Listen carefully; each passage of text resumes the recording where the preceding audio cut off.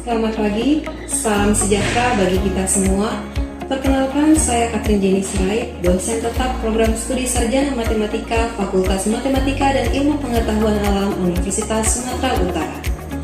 Video ini saya buat sebagai salah satu persyaratan sertifikasi dosen tahun 2026, yaitu pernyataan diri dosen dalam unjuk kerja Tridharma Perguruan Tinggi atau PDD UKT-PT, khususnya dalam bidang pengajaran.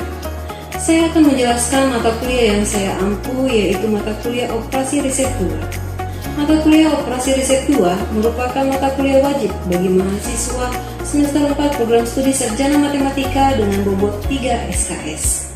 Mata kuliah ini merupakan lanjutan dari mata kuliah Operasi Riset 1 dalam bidang matematika untuk mengambil keputusan dalam penyelesaian pemecahan masalah yang kompleks. Mata kuliah Operasi Riset 2 bertujuan untuk membekali mahasiswa dengan kemampuan memodelkan, menganalisis, dan menyelesaikan berbagai permasalahan kompleks menggunakan pendekatan matematis, berbagai metode ilmiah, dan teknologi. Materi yang dibahas dalam mata kuliah ini adalah network models, pemrograman integer, pemrograman nonlinear, teori permainan, model persediaan, pemrograman dinamik, teori antrian, dan simulasi. Adapun capaian pembelajaran lulusan yang dibebankan prodi kepada mata kuliah ini yaitu mahasiswa mampu mengaplikasikan pengetahuan matematis yang diperoleh selama perkuliahan ke dalam dunia kerja. Mahasiswa mampu mengkomunikasikan pemikiran matematis yang diawali dari penguasaan prosedural atau komputasi hingga penguasaan yang luas meliputi eksplorasi, penalaran logis, generalisasi, abstraksi, dan bukti formal. Mahasiswa mampu memecahkan masalah melalui pendekatan matematis terutama riset operasi dengan melibatkan ketentuan teknologi. Mahasiswa mampu mengambil keputusan yang tepat dengan menggunakan berbagai alternatif pemecahan masalah matematis yang telah tersedia. Untuk capaian pembelajaran mata kuliah ini yaitu mahasiswa mampu menjelaskan konsep operasi riset 2. Selain itu, mahasiswa juga mampu menerapkan konsep operasi riset 2 dalam menyelesaikan masalah. Dan mahasiswa juga mampu menganalisis hasil eksperimen dan simulasi. Sistem pembelajaran menggunakan LCD, geometri, dan juga menggabungkan antara teori, presentasi, diskusi, penyelesaian studi kasus, dan penugasan terstruktur. Mata kuliah ini memiliki bobot penilaian yang terdiri dari kuis 5%, tugas 10%, UTS 15%, UAS 20%, dan case method 50%. Referensi yang digunakan pada mata kuliah Operasi Riset 2 ini adalah buku Operation Research dari Hamdi Attaha edisi ke-10 tahun 2017, buku Introduction to Operation Research edisi ke-11 dari Hiller dan Lieberman tahun 2021, dan buku Operation Research Application and Algorithm edisi ke-4 dari Winston di tahun 2022. Selanjutnya merupakan cuplikan dari proses pembelajaran yang saya lakukan secara nyata atau tatap muka di dalam ruang kelas. Selamat menyaksikan. Selamat siang semuanya. Siang, Bu. Masih semangat? Masih. Kalau saya bilang hai hai, jawabnya hello hello. Oke? Hai hai. Hello, hello. Hai hai. Hello, hello. Luar biasa, semangat pagi ya. Nah, hari ini kita masuk ke mata kuliah kita Operasi Riset 2. Operasi Riset 2 ini merupakan lanjutan dari Operasi Riset 1. Kalian sudah pernah belajar terkait Operasi Riset 1, ini kelanjutannya. Bersama saya, perkenalkan, kalau yang belum kenal, saya perkenalkan diri, nama saya Katrin Jenny Sirait. Ini alamat email saya, dan ini WhatsApp saya. Ini kalau kalian menghubungi saya bisa dari WA ataupun ke email. Oke, sebelum kita masuk ke materi, saya ingin mengenal kalian lebih dalam ya, satu persatu. Viola, Evinia, Diana, Samuel. Di sini ada yang mau disebut namanya? Yenima. Berarti yang hadir hari ini ada sekitar 28 orang.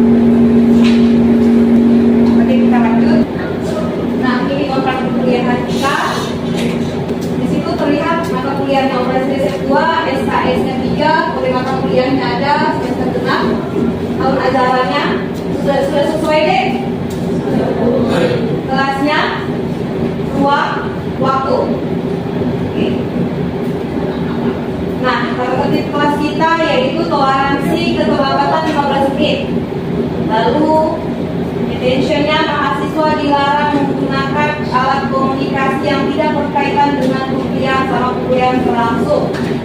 Mahasiswa wajib mengisi presensi kuliah. Tugas dikumpulkan harus tepat waktu, hasil plagiat diberi nilai 0. Sampai di sini ada yang ingin bertanya?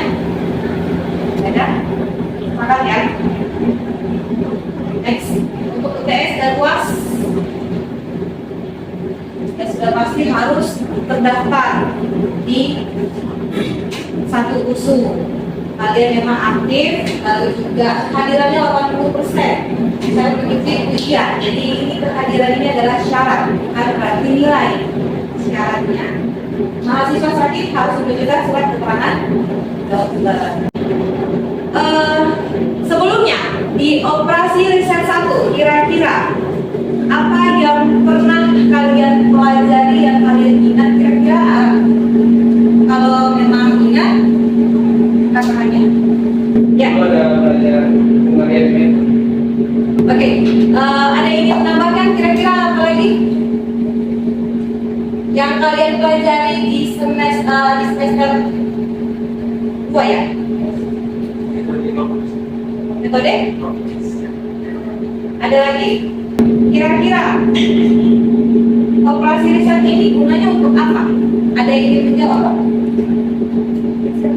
Menurut saya riset operasi itu berbicara tentang bagaimana memaksimalkan keuntungan kita dan meningkatkan pengeluaran yang seperti biaya, jarak, dan waktu.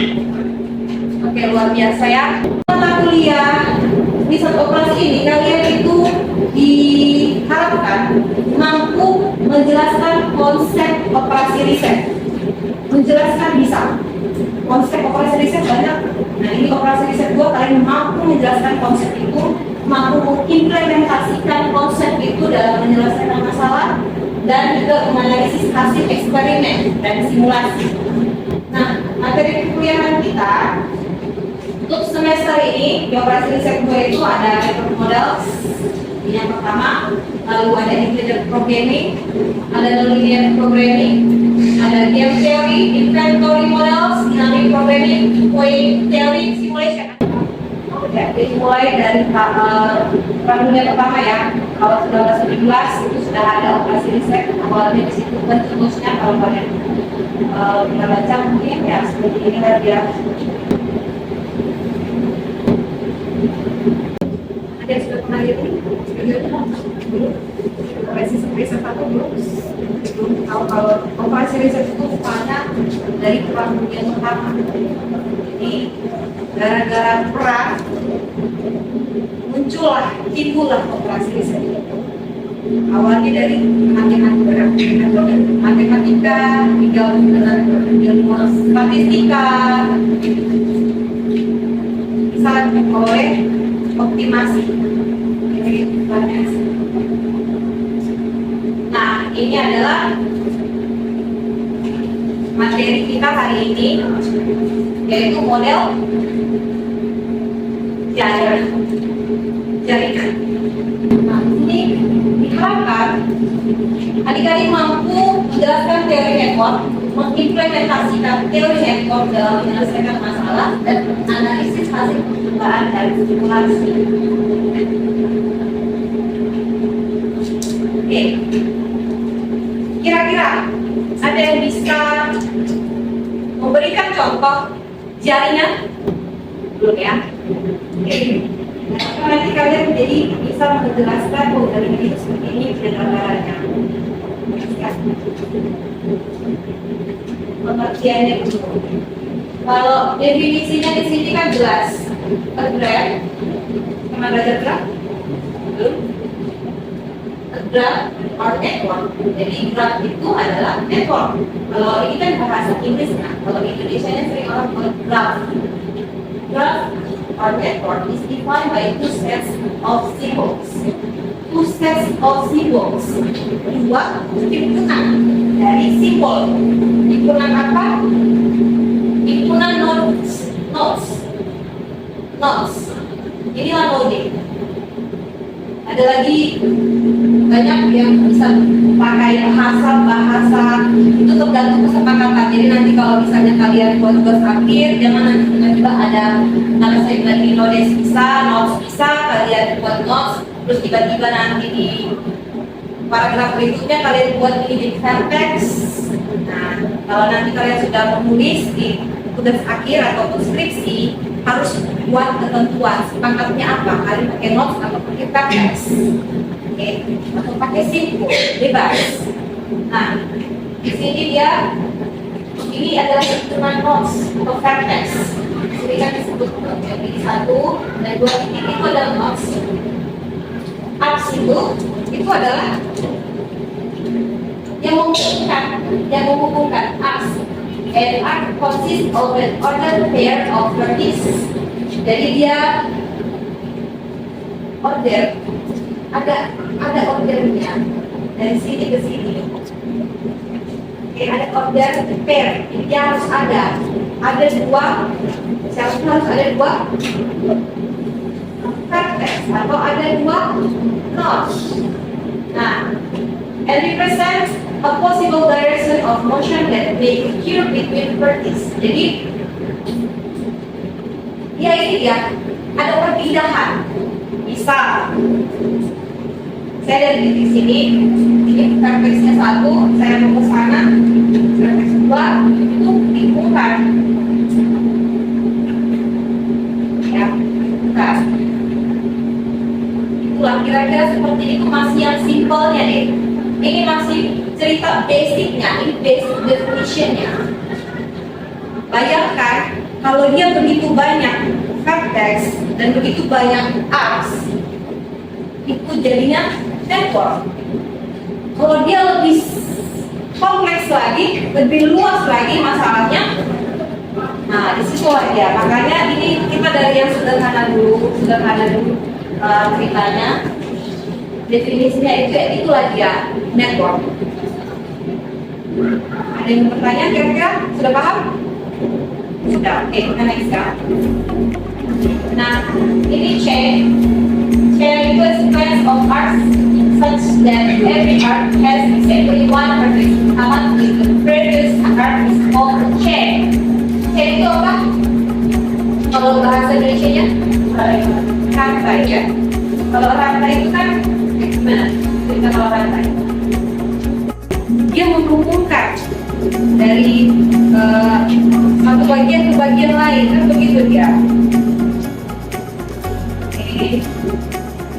Nah, ini cut, ya cut.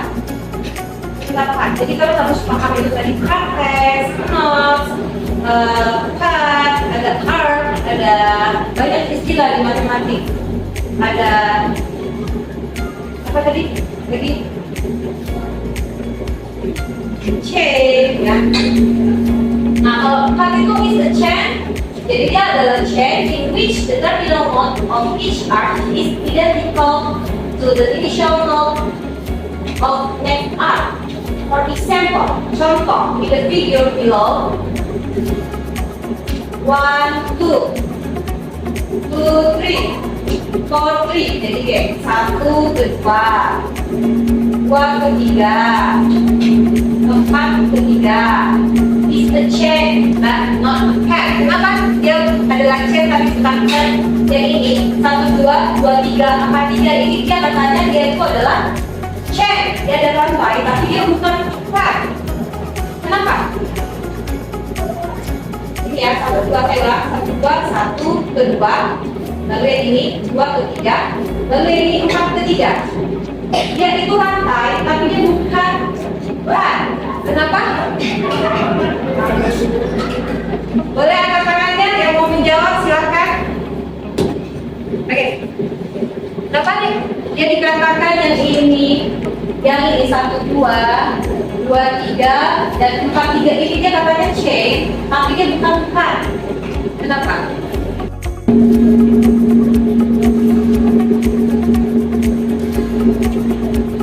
Satu, dua, ketiga, 4 ketiga. Itu chain, tapi bukan cut.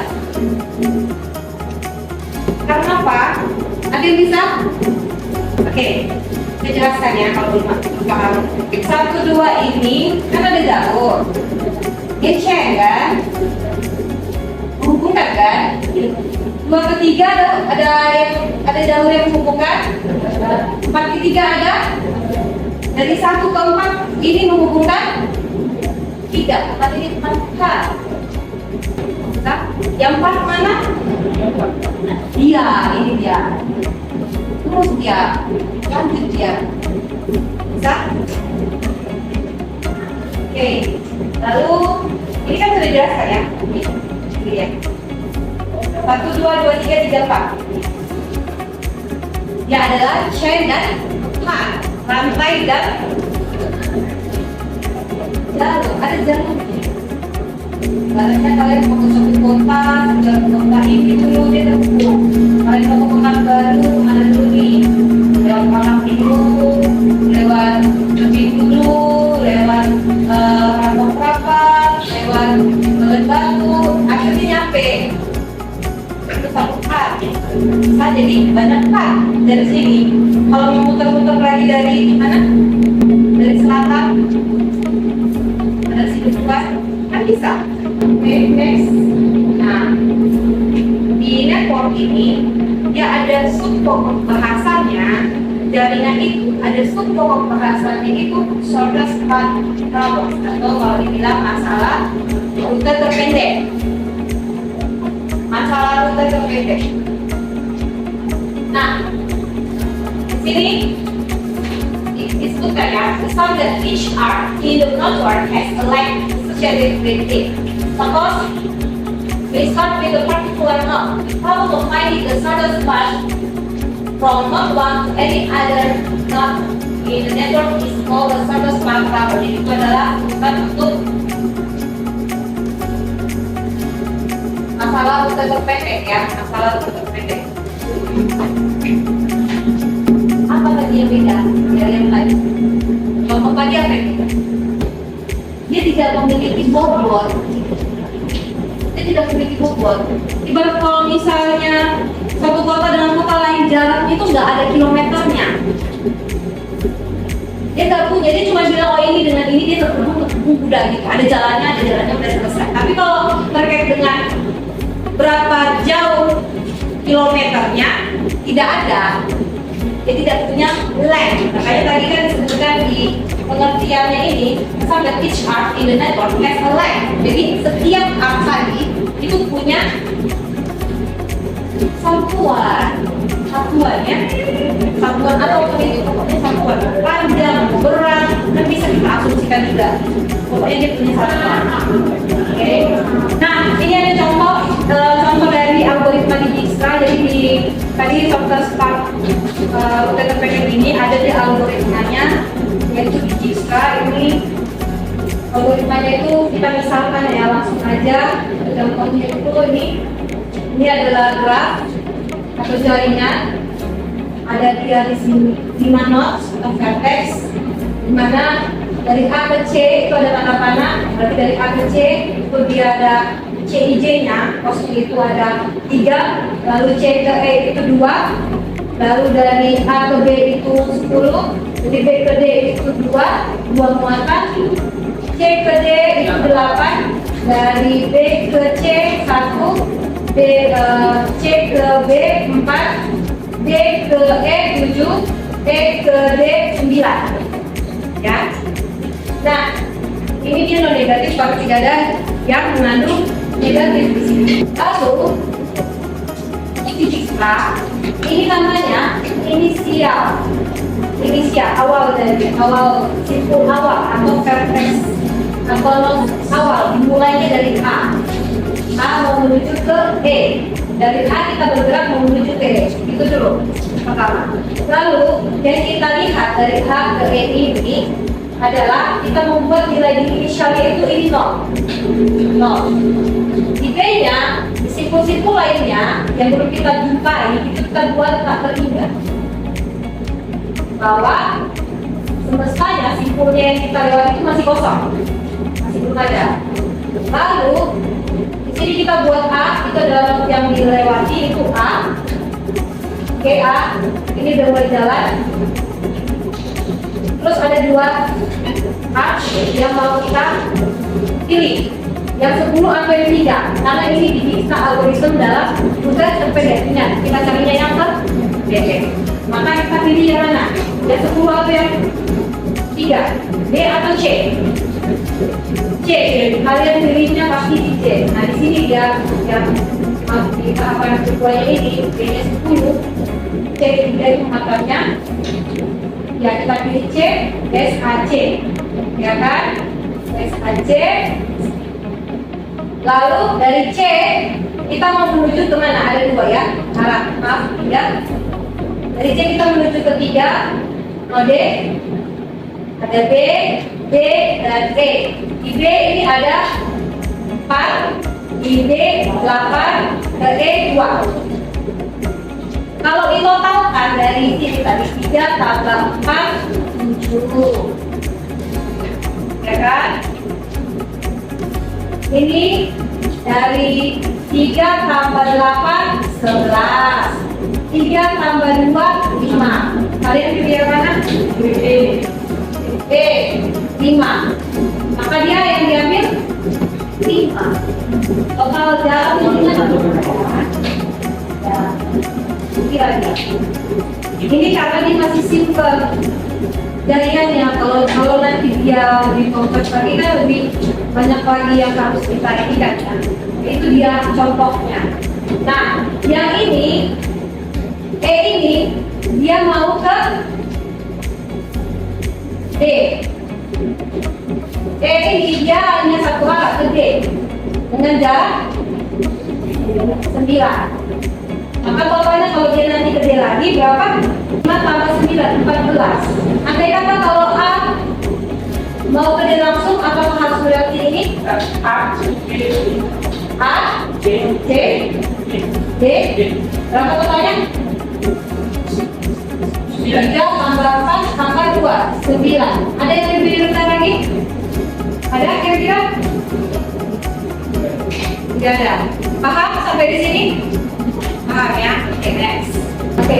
Nah, ini kita dapat simpulkan bahwa objek direct graph, jadi ada graf yang ada muatannya, bobot atau graf berbobot bahasa Indonesia-nya, we can find the shortest distance. Kita dapat menghitung jarak yang terpendek itu dengan mulai dari graf materi ke inisial karakteristik inisial. Ada dia awalnya dulu di mana dimulai. Drawing is cut by always going to the next vertex which has the shortest current path. Jangan lanjut terus. Di mana yang paling rendah. Oke. Nah, ini ada latihan untuk kalian. Di sini ada graf A, B, C, D, E, F. Di mana nodenya itu di B itu dia 2 jaraknya, itulah jalur yang terpilih. Di situ F itu kenapa maksudnya false? False itu kalau dia masih awal itu semua harus kita kasih haknya dia false, masih salah karena belum ada yang terpilih. Lalu dia ditentukan. Nah, di sini dia ini pelatihan if the shortest path 3 for node A for this graph using Dijkstra. Jadi ini kalian harus gunakan Dijkstra latihannya. Show your work with the 3 arrays given and draw the resultant shortest. Jadi kalian bisa buat 3. Kan ini kan dari A ke F. Ini kan ada 3 jalan. Kan? Kalian bisa pilih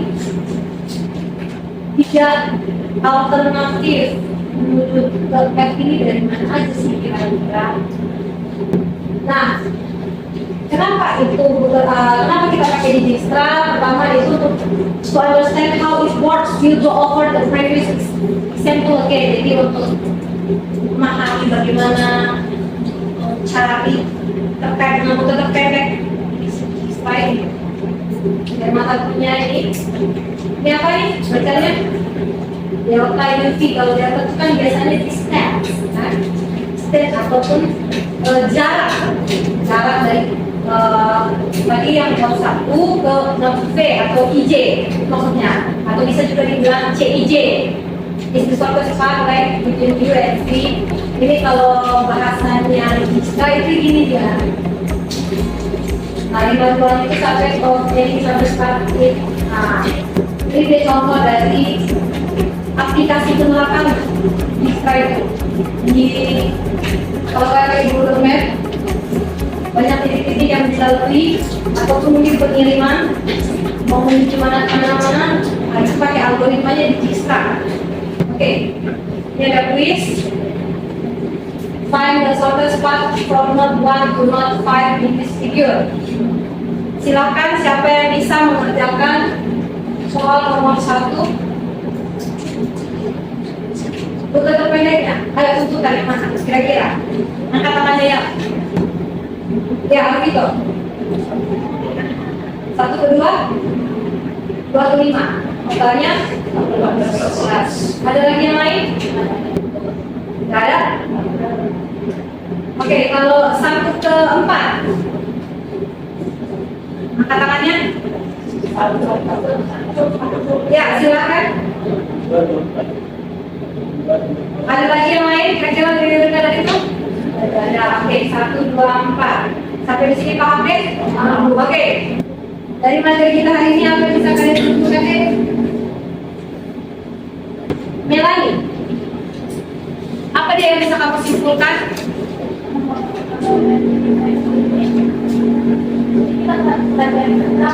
Memang modal model dari namanya model dari sendiri adalah atau network yang terdiri dari dua himpunan dari simbol. Yaitu yang pertama itu ada nodes dan arcs. Nanda mana? Ya, silakan tambahkan deh. Dan saya ini kita mempelajari network model ataupun jaringan yang dua himpunan dari simbol. Pertama nodes, arcs, chain atau line yang menghubungkan satu ke yang lain, dan yang keempat ada thread. Terima kasih adik buat Nanda dengan Melani. Nah, saya dapat simpulkan bahwasanya algoritma Jika ini dia menemukan jalur terpendek. Dia bisa digunakan kalau kalian menghitung jalur terpendek, pakailah algoritma Jika ini. Nah, lalu langkah-langkahnya itu tentunya dimulai dari penentuan titik awalnya, lalu pengukuran jarak dari node pertama ke node berikutnya sampai ke node terakhir. Perhatikan nomor-nomornya yang terakhir. Nah, dia ini memiliki kemampuan yang efektif untuk mencari jalur terpendek karena dalam algoritma tersebut setiap gerak diisi dengan bobot maksimum, bobot minimum di garis bawahi yang menghubungkan sebuah atau node terpilih dengan node lain, sebuah node terpilih dengan node lain. Nah, untuk minggu depan kalian boleh baca ini terkait dengan materi kita terkait dengan maximum flow problems, CPM and part, kan? Minimum cost network flow problems, minimum problems, dan network simplex network. Silakan nanti kalian baca-baca. Kalau ada yang ditanyakan, kalian terima kasih. Demikian cuplikan proses pengajaran yang saya lakukan. Semoga dapat memberikan gambaran kinerja pengajaran saya di mata kuliah Operasi Riset 2. Mohon maaf atas kekurangan saya. Terima kasih. Selamat pagi.